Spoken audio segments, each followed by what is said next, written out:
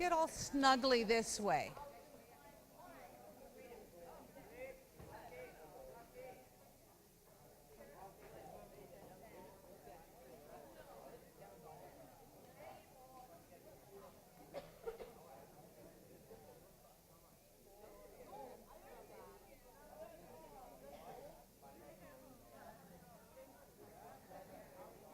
Hello.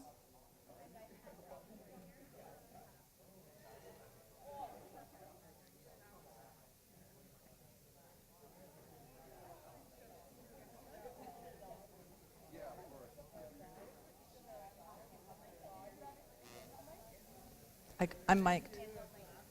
There is one.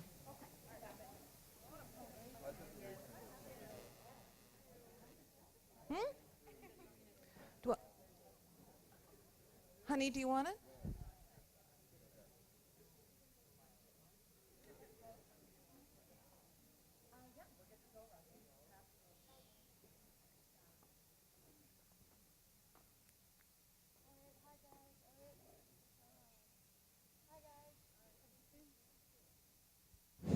Okay, it's working now. Hi guys, how are we all doing today? Good, that's awesome. So we have somebody really talented here with us today.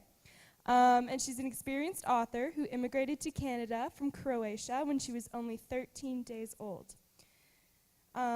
She's done some very amazing things in her life, like she worked for the government of Canada, writing and broadcasting on national radio, and is a mom to 2 wonderful girls.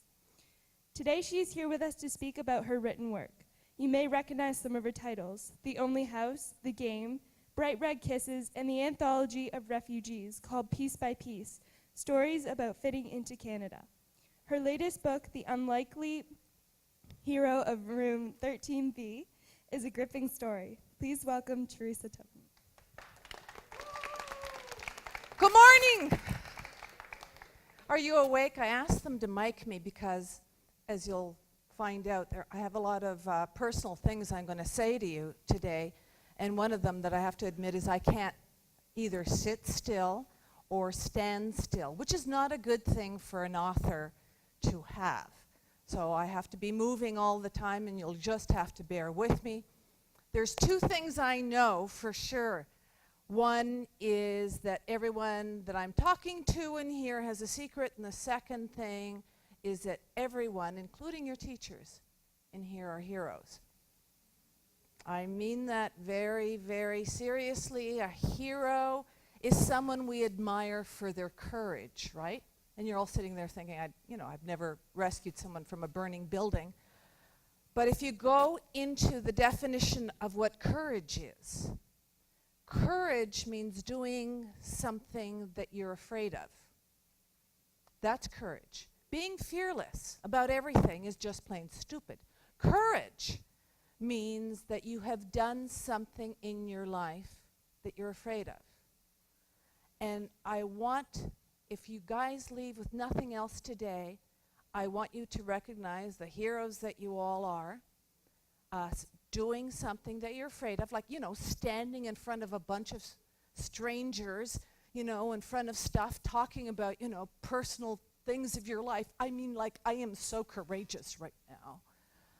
And the other thing about courage is you have to get through a fear of failure.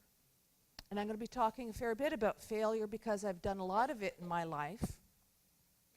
And failure to me is the very best teacher. I've been talking to schools for about 20 years throughout North America, and something I have personally witnessed is that there is, perhaps not in this school, in that 20 years in the high schools across North America, more anxiety, more depression, more things like obsessive compulsive disorder, more fear. And I want you guys to leave here with courage, to do the thing you're afraid of, to not be afraid of failure. In fact, failure is the only decent teacher. That's right, soul-sucking, face-hurting. Failure is good for you. Success teaches you that much. Failure, when you eat it, you learn from it. So don't please just be taking courses where you've swallowed the rubric whole and you know you're going to get an easy A. Don't not try out for the team, even though it may be unlikely that you won't make it and that will just suck. Try anyway, fail anyway, and next time, fail better. Sophia? Yeah.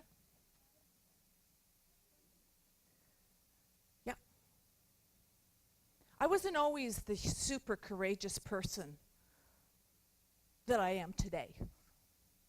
These are the only pictures of my childhood. And because they're all what color here? They're not in color, they're black and white. We can deduce from that my childhood was a very long time ago. And I know that 3 lone pictures of my childhood. You guys, I know, took 47,000 pictures of yourselves on the way to this talk this morning. So I wasn't born in this country, as you were told. What happened actually, has anyone heard of Zagreb or Croatia or Yugoslavia? Any of those, they're all kind of one place, but they're called different things. So I was born in Zagreb in Croatia, and how that happened was my father was a Canadian citizen. And he went to a little village where my mother was. This is after the war. It was in the 1950s. And he met and fell in love with my mom. And they got married. But because my mother was, not a communist, and Yugoslavia at that time was communist, your teachers will be so happy to explain this to you, they wouldn't let my mother go. Her entire family was being punished. So even though my father was a Canadian citizen, he couldn't get my mother out. So for 2 years, he kept flying over from Canada to Croatia and back and forth. And somewhere in there, my mother got pregnant with me. Still wouldn't let her go. Finally, my father got the Canadian government involved. And they pressured the government of Yugoslavia to give her an exit visa. And they, being really clever, issued her an exit visa for 1 day. And 1 day only, it was the day I was born, thinking, well, we've done it, but she can't leave. My father had everything ready, and I came to this country when I was 13 days old on the Queen Mary, a ship. So there are little vestiges of that throughout, you'll hear. I'm barely an immigrant, but I have always felt kind of immigrant-ish everywhere I went. And when my mother finally got here, when I was 13 days old, just about 6 months later, my father died. So she was in a country where she couldn't speak the language, had no friends, had no relatives, had not enough money to go back, and was here in a place where, as I say, in piece by piece, the colors were too bright. The noises from the machinery were too loud, and there was no one. And somehow she persevered. But as a result of all of that, I grew up what can only be termed, really poor. And we had to move a lot when I was a child from place. Does anyone know what a flat is? What's a flat?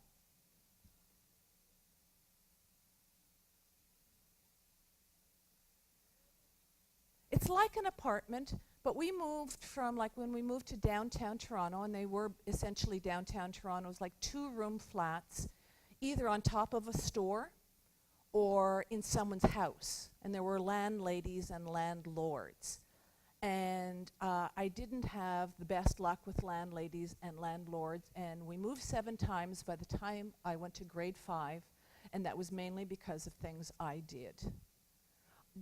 Before I get to that, any Catholics in the room? Want to take a guess as what that is a picture of? What is it? Loud? First Communion. Yes, and they did make us stand in front of a cardboard Jesus. And that did freak me out as a 7-year-old. And there is a picture in the old days, even in especially in the really poor neighborhoods in Toronto, they would bring around a pony, because they knew no one had cameras, guys. So they would bring around a pony, and they would put you on a pony, and that would be like, the big picture of your kid. all the other, really nifty kids in my neighborhood, poor or not, cowboys and Indians were really big, and they all had, fringe stuff and guns and a hat, and my mother made me wear my Sunday best.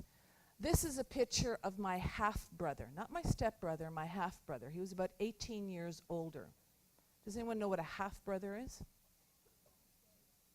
You share one parent. In this case, we had the same mother, different father. And I'm so glad to be in high schools because I can be a little more frank. My brother was a very violent, destructive, toxic form in my life. Thank God he wasn't in my life a lot because he was so much older and he would travel across the country. But whenever he was, it was awful. Police would be called. I'd have to go visit him as a little girl in jail. He beat up women from one end of the country to the other, and those women would still call my mother begging to find out where Matt, Steve, he had a lot of aliases, was. Because on the one hand, it's really hard to tell from this old school picture, but he was a very handsome man. And when he was sober, he was very charming. Like he was literally the kind of man who walked into a room and everyone congregated around. And I was deathly afraid of him because he hated me, for one thing.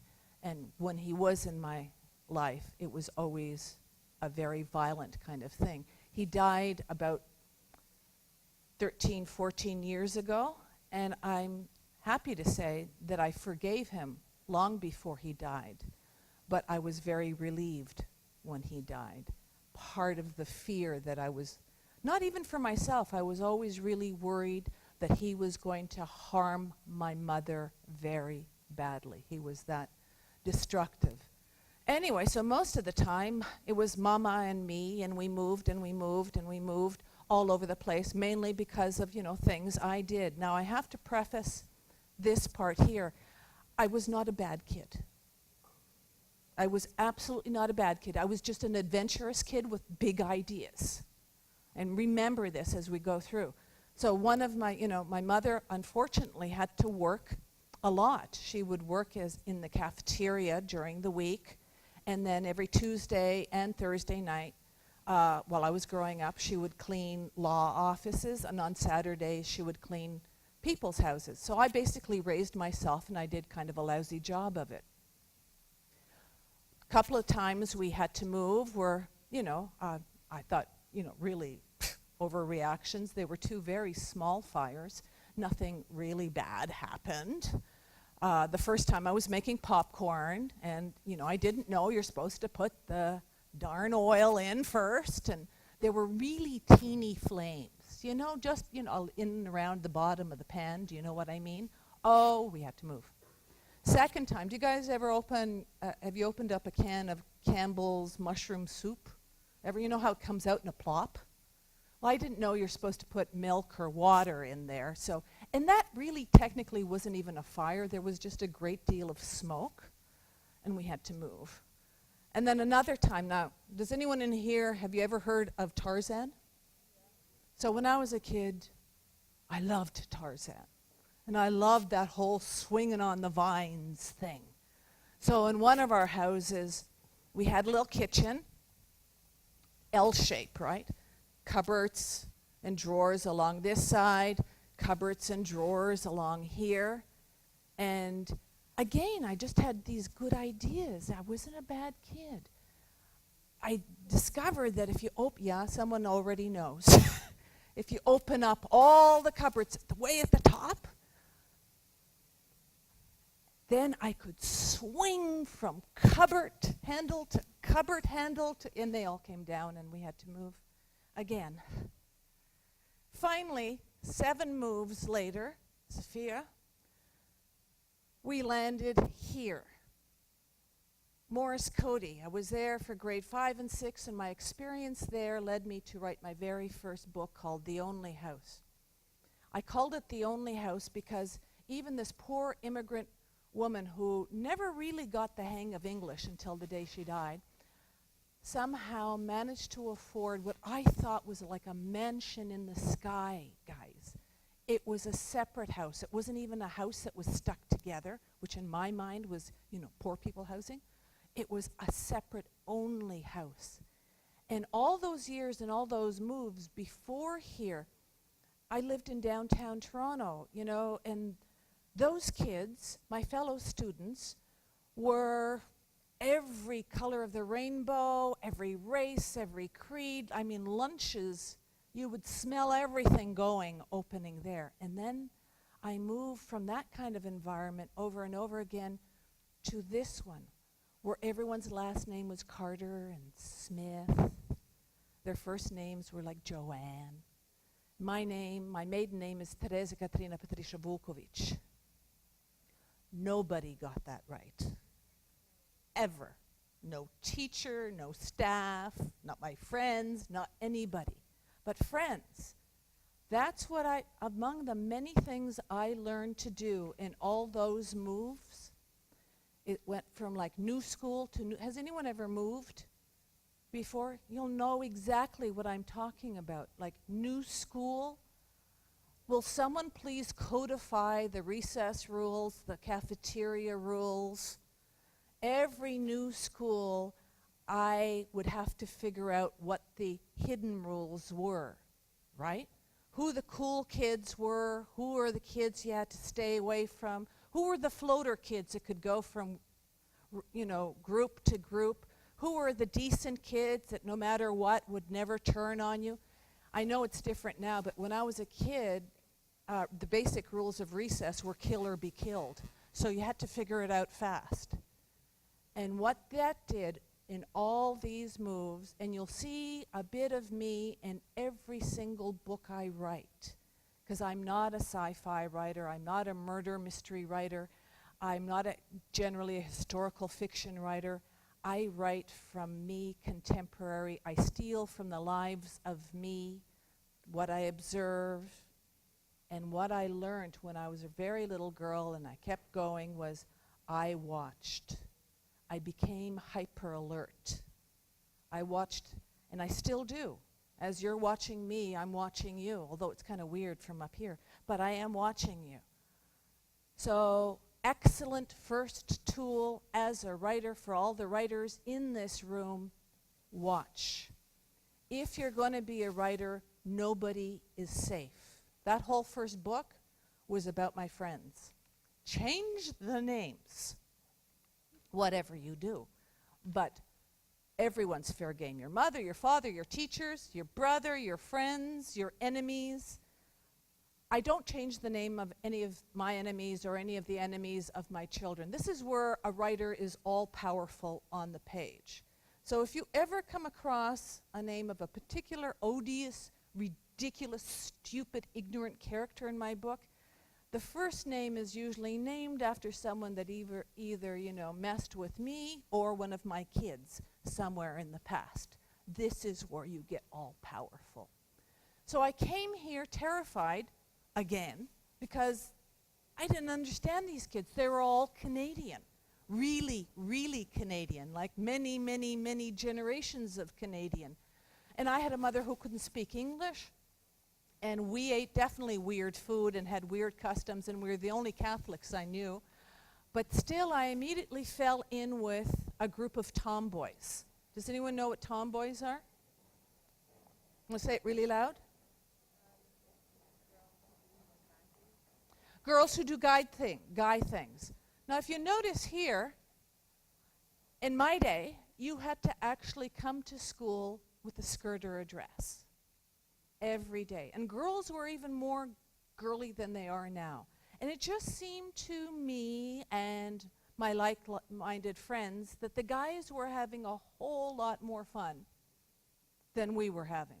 So very quickly we had, we became a force, and we did, remember, I'm not a bad kid.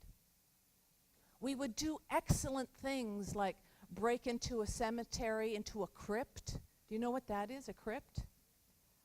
They lock them better now. But we would break in and have seances and scare the poop out of ourselves. and then and we did this. Not once were we do as I say, not as I do. Not once were we ever caught.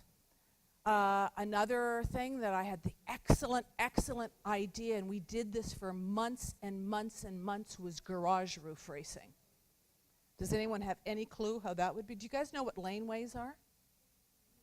Okay, bunch of houses on a street facing this way, bunch of houses on a street facing that way. Behind the houses are garages, and in the middle is a laneway. So I had the excellent, truly superior idea of we'd go into two heats. Some garages are like this. Some are flat. Some are caved in. Some are, half formed. There's often, but not always, a fence in between them, a picket thingy, or, the kind that, like a bar with a wire fence on top. So we do this in two heats. 3 here, 3 there, go up, down, on the fence, all the way through. Sometimes you had to leap from one roof to the other because there was no fence. It was so much fun. It was so great until Kathy broke her arm in 7 places. And then we had to get on the Davisville bus and go to the Sunnybrook Hospital, and then the parents came. And we stopped that. But those girls that I met there, next one, are my friends to this day.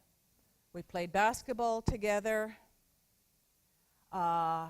We travel together now. We have faced tragedy together. We have had many failures together. We help pick each other up, dust each other off and push each other out into the world to fail better the next time.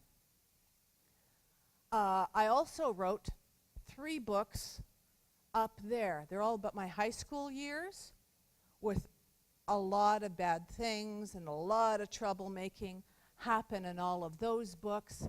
And it basically involves us in our high school years. So my friends are still my friends 50 years later, the kids I met in grade 5. And everyone's out there doing the math. And I worry at times that they're still my friends because they're really terrified about what I'm going to write next.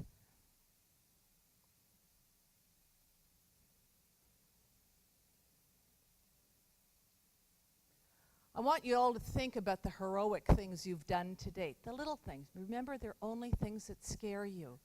And these are actually all things that scared me, which I think qualify me to be a hero. I was very scared, in all honesty, to get married. But I got married. There's a wedding photo right up there. And we've been married for 36 years. I was really scared to have children. Those are my 2 kids who are now in their 20s, so you can imagine how thrilled they are with me wandering around the country with that photo. But I was really scared to have kids because I was pretty sure I was going to screw them up, and they turned out shockingly well. I am afraid to this day, more about that later, about writing. I am a writer who writes with fear. I am not, I guess that makes me a super courageous writer, but I am a fearful writer. I love to hike. Just last year, we hiked the Andes and went to Machu Picchu. I was very afraid of doing this, but I really loved doing it. We summited Kilimanjaro, and I made it, even though the thing is I get very altitude sick. Headaches, vomit, stuff coming up you don't want to know. Even had I not been able to summit, that wouldn't have been a failure. I know I'm altitude sick, but I tried with that fear. So I'm really proud of myself for that. Another thing to keep in mind is that no matter how much you win things, you get a medal, you're made captain of the team, all of a sudden you're the most important popular kid in the school. If you're insecure, and I can't be the only one in this room, the things don't help. I'm an insecure, fearful writer. I have won many, many, many prizes. The unlikely hero of room 13B won a whole slew of them. This is the American hardback version. There is no Canadian hardback version, and I'll hand this out to whoever asks the best question at the end. Won the Governor General's Literary Award, which is like the biggest award we've got in this country. Did that make me a more secure writer? It was great. Loved it. And when you win the thing, it's fabulous. But you think it's going to fill the hole and make you like, good, from now on, I'm good. It's okay. No more fear. You know, it's good. I'm accepted. Everyone loves me. I'm a brilliant writer. Does not happen. It's got to come from in here. And it's knowing that you can get past failure that makes you strong. It's not getting the award. It's not getting the medal. I'd love to tell you otherwise, but at least for me, that didn't make it. Things like, do you guys have to do volunteer service to get your credits? I'm not kidding. Do it selfishly. I've been volunteering since I was a little kid all over the place, and no matter how crappy my day is, no matter how dark or black or insecure or weird or vibrating I am, I'm always on some board or doing things. This is actually, does anyone know Eric Walters? Have you heard of him? This is his orphanage outside of Kenya, and I'm very involved with it. He actually started his own orphanage. The guy's amazing. Drives me crazy, but the guy's amazing. And things that I do in Toronto, they're obviously usually literacy-based, often one-on-one. So no matter how quaking I am in any given day, knowing that maybe I helped someone out a little bit, talked to someone, made them feel a little better, that makes me feel good. That makes me strong. It's amazing what you think will make it all better and what actually does make it all better.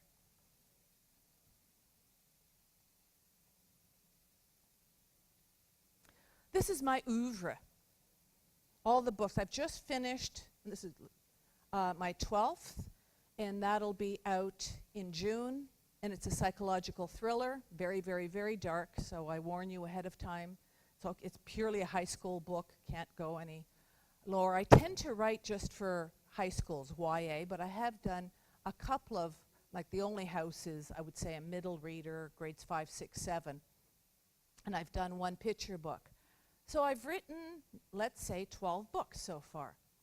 And I can also say, in full bragging mode, that every single one of them has won prizes, been nominated for a lot, and has had like exceptional critical success.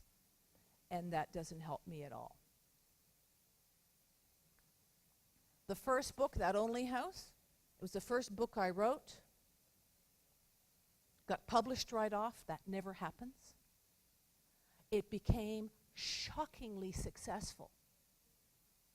Did that help me? It terrified me. It absolutely terrified me. It took me 5 years in between that book and the next book, The Game. I was frozen, paralyzed by, I've got to write something better. I've really got to do something completely different.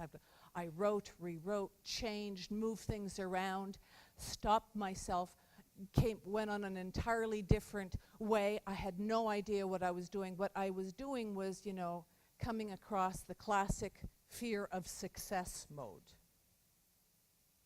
That happens too, not to all of us. It happened to this writer. I'm trying to be as honest with you guys as I can be so that maybe someone can recognize something about themselves too. So these 12 books are wildly different from each other. Each one has been shockingly successful. I'm very, very proud of each and every book I've read, and I can tell you with complete honesty that in my mind and in my heart, every single book is a failure. I am thrilled with them, but oh my God, guys, if you could have seen or heard the book I had in my head, and the writers in here will know what I'm talking about. In here, I wrote magnificent books, pictures, the way characters move. They would have made you laugh and cry in the same minute. The words would have been not just flowing, they would have been sparkling off the page. They were extraordinary, like the paragraphs moved and, flew off into places that you don't even think are possible. And somewhere between here and there, those successful books, I failed. And that too stopped me between that first and the second one. The perfectionists in this room will know what I'm talking about. The editor in your head who's commenting as you're writing, taking it apart, never commenting nicely as you're writing. Let them go. What I now do is, rather than try to psych myself out or trick myself out of the fear, is I actually recognize it every time I'm writing. I will, good morning, there's fear, there's me, there's the screen. Because I know from experience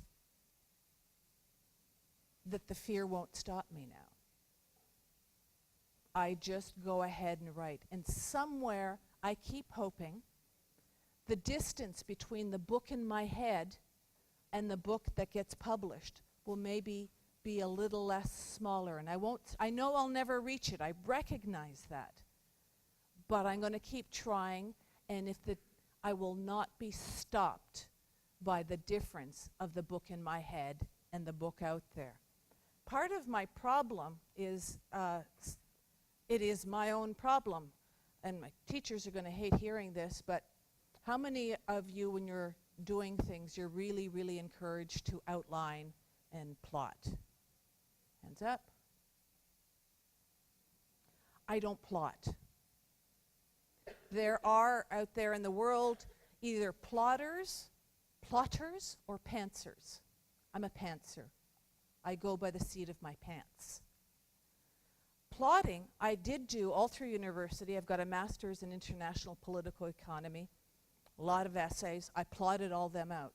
I've done a lot of nonfiction, writing for magazines and newspapers and press things for the government. That I would plot out. For some reason, that, really rebellious tomboy kid just refuses to plot. It constricts me, it holds me. I have no idea when I'm starting a book where it will be in the middle, let alone how it's going to end. So I'm absolutely one of those writers who, when I'm writing that blank screen, have no idea what's going to happen. That's scary. But yet I choose to do it. It's a choice. So I've just recognized that's a choice that I make.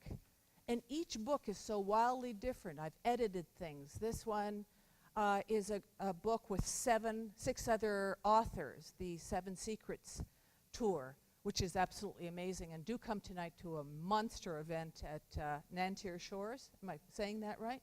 With all 7 of us on stage. This is a book of series where one follows the other. Unlikely Heroes about mental illness. A picture book. I wrote a book with Eric Walters called The Taming, which was a ton of fun to do, by the way. Even though Eric is Eric, I'd write a chapter, he would write a chapter, and it would go like a call and response, back and forth. So if you ever want to try that in groups, that works outstanding. And what happened with that book is Eric asked me if I wanted to write with him, and it's about a jerk of a guy. Did I want to write about a jerk of a guy and how awful he is to a teen girl? I said, yeah, I could get into that. And the thing is that my mother had just died. And the book got darker and darker and more abusive, and I didn't even know I was doing this. This is, again, the author story goes into the book no matter what. Poor Eric, who tends not to do very dark things, would be writing back, are you sure? Because then what I'd just written pushes his character in a certain place that Eric had never gone to before. But Eric being Eric, if I said, yeah, that's good. Off he'd go. Now, Eric has often said that he felt like, he'd finish a chapter after being pushed there by me, feeling like he had to go shower after he'd finished, because it repulsed him what he felt he had to write and where he had to go. But there are all different kinds of writing, and my life ends up, as you can well see, in all of them. Honey? Now, have any of you heard of the Boys 7 series with Eric Walters and Ted Toten and everybody? So that was a brilliant concept. Never been done before anywhere in North America. 7 stories. 7 authors. You can buy them as a box set. Same premise. But the books are linked but not dependent on each other. Every single author can go ahead and do whatever they want to do. You can read 1 book, you can read 3 books, you can read all 7. They don't have to be read in any order. They were hugely successful. As soon as I heard about that, I thought, anything you can do, I can do better. So I wanted to do a girls series and convinced and cajoled Eric into letting us go with that. And I wanted to even put together a more fabulous team, and they are. This team of authors is the most award-winning, celebrated, best-selling group of women authors in Canada, of YA authors. So for the boys' premise, excellent premise. Writers in the room, pay attention. Grandpa dies. Grandpa is like 92, so he dies happy. He's had tons of adventures, except there are a few things that even he didn't get to do. And in order for the 7 grandsons to collect their bequests from the will, they have to carry out a last wish. So you can see that this would allow 7 authors from that premise. They can all go off everywhere in the world. Eric's bequest was that he had to climb Kilimanjaro and spread his grandpa's ashes from the top, the summit of Kilimanjaro, and that's what he did. And Eric did climb Kilimanjaro, and he wrote the damn book while he was going up and down it. It drives me crazy. So our premise, I had to come up with one that was equally riveting, allowing very different authors, like Eric does primarily adventure, but he's all over the place. 102 books Eric has written about everything. Vicki Grant is known across the country. She's a funny writer, humorous. Stones on a Grave. Kathy Kaser is known internationally as a Holocaust writer. Nora McClintock, most of you have probably read some of hers, 5-time winner of the Arthur Ellis Award. She writes amazing mysteries. Martha Jocelyn, a literary writer. Kelly Armstrong, like to this day, New York Times best-selling author, one of the biggest selling authors in the US and here, anywhere. And Kelly writes occult, otherworld, ghosts, and myself. So you can see I really wanted something that would allow every author to write to their strength, not to be hemmed in. So the premise is 1964.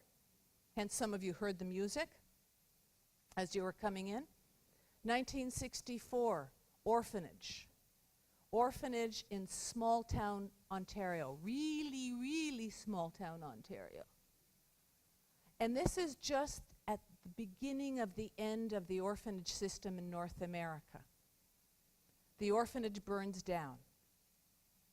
For the little kids in the orphanage, they're all being farmed out to something that's just started called the foster care system. For the senior girls, the 7 of us, there's nowhere to go. 16 to 18, there's nothing. The matron feels really bad, and she does something highly, highly illegal at the time. Remember, in those days, even if you were like so brilliantly lucky to be adopted, everything was secret. You're never to know where you came from. The matron gives each girl, her special girls, a bit of money in an envelope and 2 or 3 piddly little clues that they came into the orphanage with. This used to happen too in orphanages. So for some of the girls, it would be a piece of a blanket or a coat, a spoon. My girl, Tony, got a menu and a playbill. Someone else could just have a phone number or a hospital release tag. Some of them came in as babies. Most of them did. My girl comes in when she's 3 and she's beset by nightmares of how she ended up getting there. She's beset by horrific, horrible nightmares. In fact, she is still at 16, has a bunch of scars from shattered glass, and there's a fire in that nightmare too. So they have these teeny things, and the matron gives it to each one of them. How much do you really want to know who you are? So these 7 girls who know nothing but this little town and this orphanage then take their money and their clues, and they go around the world trying to figure out who they are, where they belong. Is there anybody out there for them? Good, huh? Good? Good premise? Next one.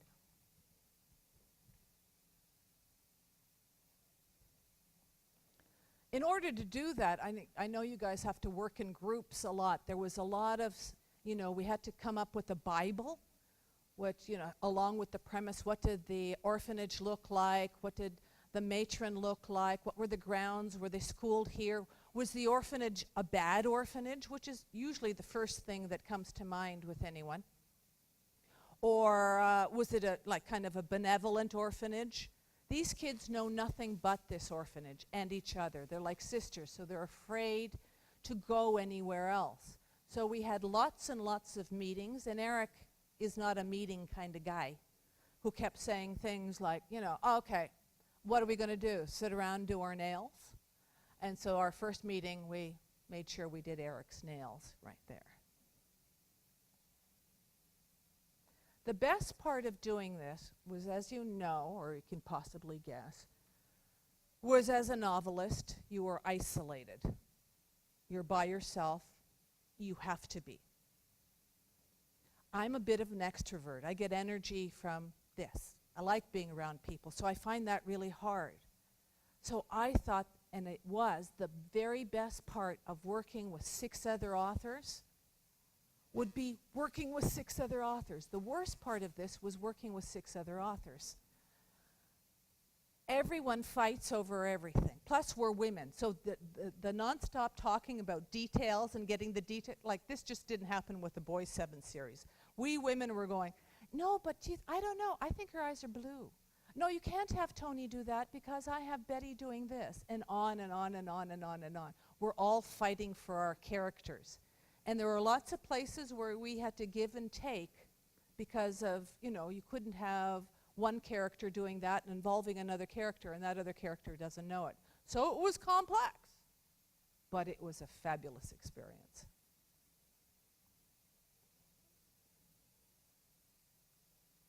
As I say, in '64, that left a lot of premise.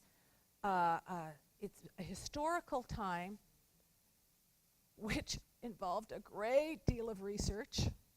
I was in the library, Central Library of Toronto, for weeks looking at microfiche. Is there anyone that can explain to these kids what microfiche is?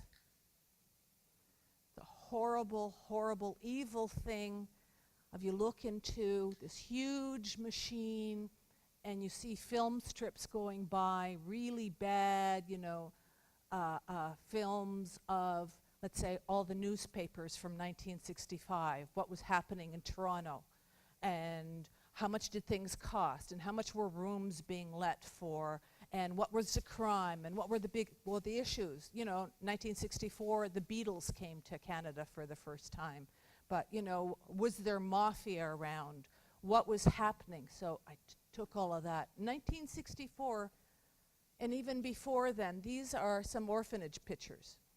In those days, there were boy orphanages and girl orphanages. Rarely would you have both combined. And there's a picture of one they tended, and that's sort of like how we pictured ours, more like a big old house rather than an institution. So we had to have all this very clear, and we decided, as I said, to have the orphanage kind of a good place. You're poor, you've got nothing to go, but it's a good place. Next one. So how much of me is in this story? I have our characters, my character, not unlike my mother, is plopped in a situation where she almost doesn't know the language. Downtown Toronto, city talk, cool talk, musician talk. It is another language. She ends up there, not unlike my mother, completely bewildered and shocked and stunned. My mother made the mistake early on of telling me that her mother, my grandmother, died in my mother's arms when she was 49. Now, she told me that when I was 10 or 11 years old. And already by then, a lot of adults, because Mama worked so much, would often joke, I'm not sure why, that I was half an orphan.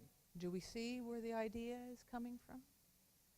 And when Mama told me that her mother died at 49 for the next 5 years, this is how anxious I was as a kid. I would wake up in the middle of night, no matter where I was, even if I was coming in or sneaking in from somewhere, go upstairs and go right to her bed and just make sure she was breathing, because I didn't want her to die. So orphanages, not that far. Again, I didn't even know this. The author's story intrudes on the story. Next one.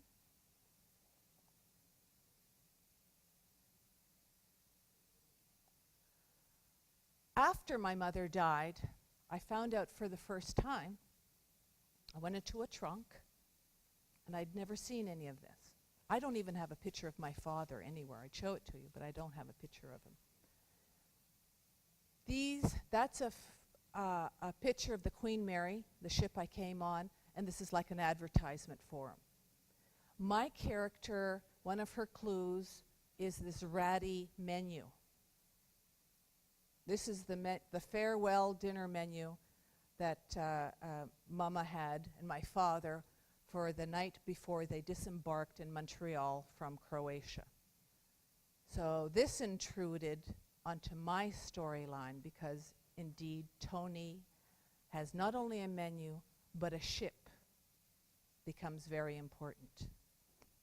Sophie? Yep.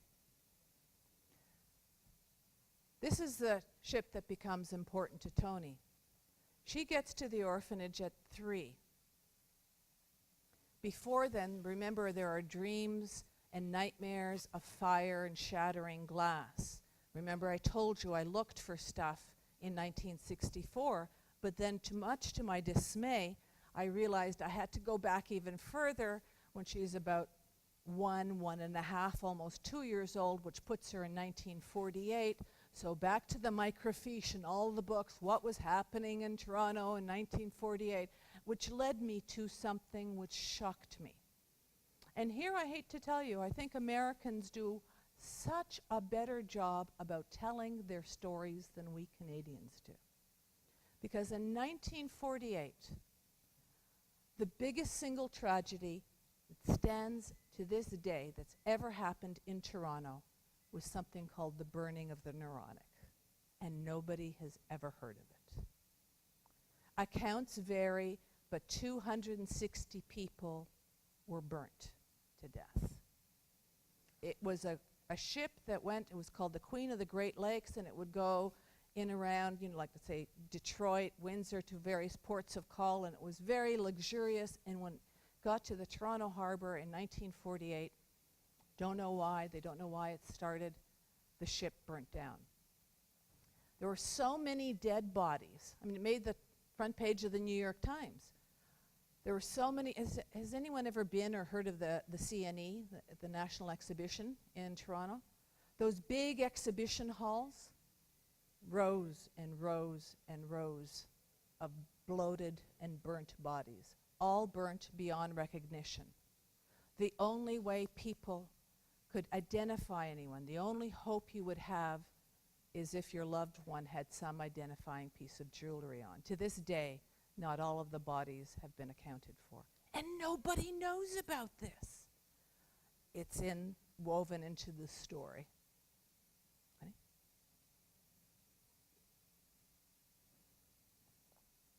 So I went cross-eyed looking through all this research and pictures of Toronto and trying to get a feel of Toronto in 1964. And downtown Toronto in 1964 was kind of an extremely cool time. It was the beginning of the youth revolution, the youth quake. Young people were starting to rebel about a whole lot of stuff, and it was usually music-led. And the center of it for Canada at that time was Yorkville. There were a lot of cafes. The Purple Onion was there. My character Tony scores a job working in there. And all the great musicians sang there, tried out their material, and worked there. And this is what Toronto looked like at the time, and more importantly, the Yorkville of Tony's time. Sophie? Clothes and hair changed radically. We went from, very staid, young women looked like their mothers, young men, teens looked like their dads. So if you were in high school, you would be wearing a skirt or a shirt dress, very common color, and it would come down to about here. Young men all had buzz cuts. Everyone looked the same. Hair short here, teeny bit longer on the top. And if you didn't, you got the poop beat out of you. You looked just so. That all started to change in 1964. These riotous colors were coming in. Girls were wearing like major makeup. False eyelashes came in. Beige or white lipstick. Girls started wearing pants, or ladies started wearing pants. Guys started growing. That was considered, see those pictures up there?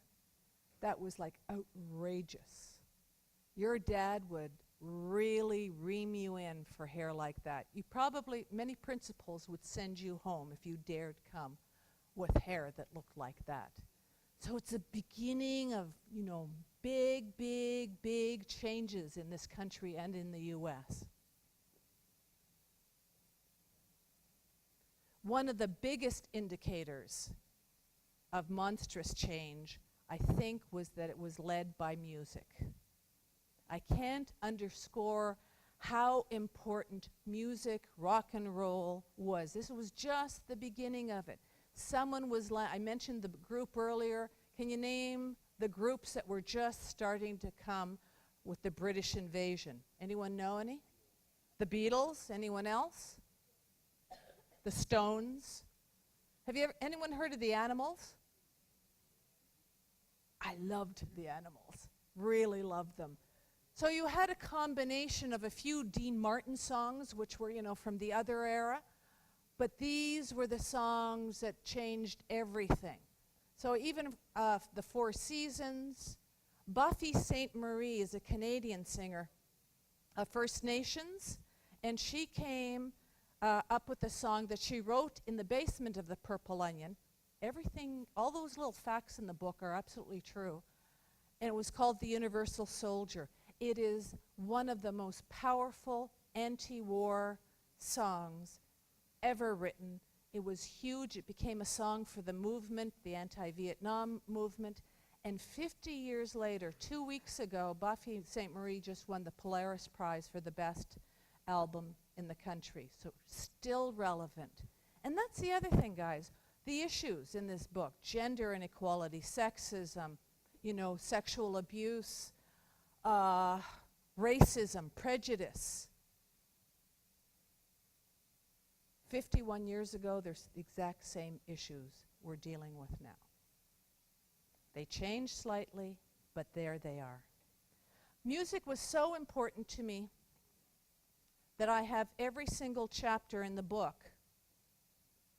These are the top 40 hits, everyone. So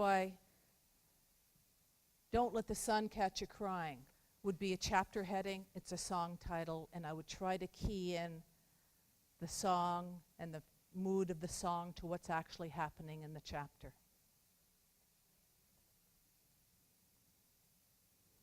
At its heart, grade 1, me. Fourth picture of me. At its heart, all of the books, through all the adventures that deal with all these issues, have a search for family and what is families. Not all of us are blessed with mother, father, sister, brother. I wasn't. And I think the very biggest question is, who do we belong to and how do we make ourselves belong? And that is a thing for every single character and every single book.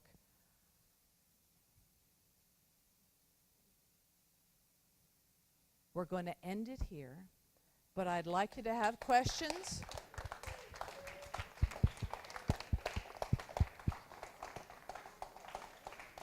Plus, I have fabulous giveaways. This is a secrets poster with all the authors signed on it, a rare commodity, and one secrets t-shirt. Do we have any questions? I think you probably have the idea that nothing would embarrass me. Any questions? I grew up in really downtown Toronto, so the Kensington Market area, what is, in my day it was called the Jewish Market. And then in and around, the Italian, Portuguese areas, they were very heavily multicultural until I moved to the only house, and that was Bayview, Mount Pleasant, very white Anglo-Saxon Protestant. Sir?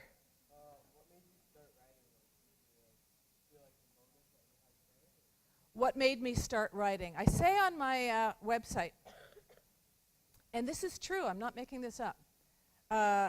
When I was little, I wanted to grow up and be a mermaid. And then when kindly teachers explained that that was impossible, I decided to go for intergalactic space astronaut. But as we know, I get altitude sick, so that wasn't possible either. So I ended up going to university and getting an undergraduate degree and a master's degree in international political economy. Guys, I never took an English class. I never took a creative writing class. I'm saying that really not to brag, but I know from experience, each of you are vibrating about your course selection and how that'll shut one door, and then that you're ever locked in this tunnel that you can't get out of, and what if you can't get there, you can't get through that door, and what if the door won't? Another door will appear.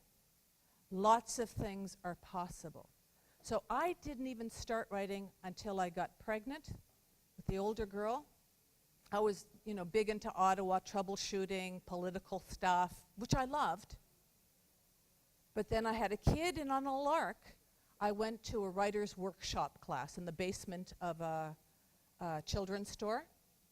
And that first class, I knew that I was never, ever going to do anything else but write for children. Whether I was published or not, this was home. Great question. Sir? I did, writing was kind of my backup plan. I was going to go back and be, working 7 days a week, indispensable to the government, so important. But I think all of my writer friends, all of them, even though they've been published, all had other jobs first. They were teachers, they worked in government, some are lawyers, and they would wake up at 3 o'clock in the morning and write. It depends on how much you really want it, how bad you really want it. And then after a time, and it's a long time before you can start supporting yourself as a writer, if you're lucky enough, ambitious enough, and just go at it hard enough. Honey? What's my favorite book that I've written? No author can say what that is. It's always the book they have just written, the one that they are closest to because it's in their mind and in their heart. It's really like asking, who's your favorite child? It kind of depends on the day, you know, who's giving mom more grief, you know. I will occasionally answer that, but it's all of them caused me great pain. All of them didn't live up to my expectations, but I love them all. Honey? Unlikely Hero? There's 2 of my books that deal with mental illness. It is something I believe at the core of me that I really want mental illness to finally come out of the closet, that we stop thinking about it with shame, secrecy, ridiculousness. It's an illness like any other illness. And you guys, I hope you do, often write me. And you tell me stuff that you don't tell teachers, because I'm not a teacher, I'm not your mother, I'm kind of a safe place. And your stories bring me to my knees.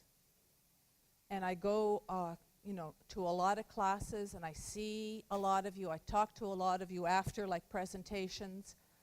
And I just felt that there was something magnificent and weird and fascinating about obsessive-compulsive disorder. And I know so many kids with this, and kids that are vibrating or almost crippled by anxiety, that I really felt it was time to see if there was something amazing. Could there be a wonderful story to be written about this?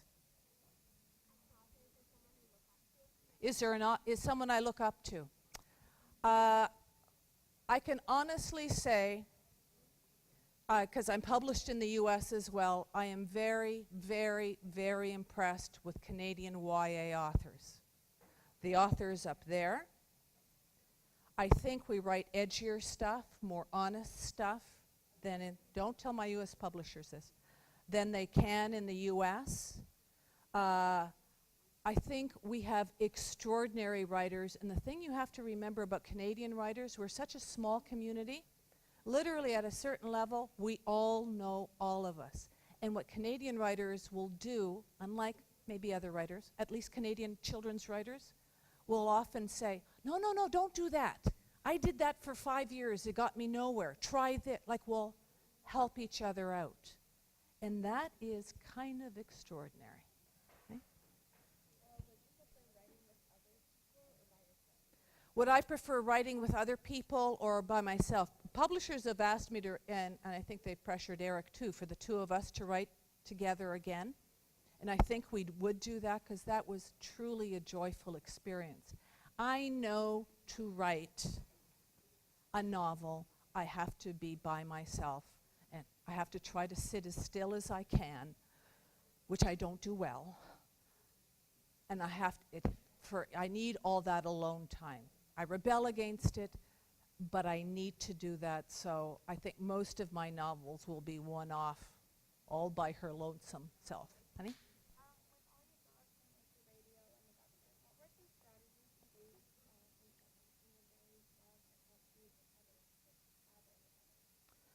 You know, I know they're big on this collaboration, right, in high school for you guys.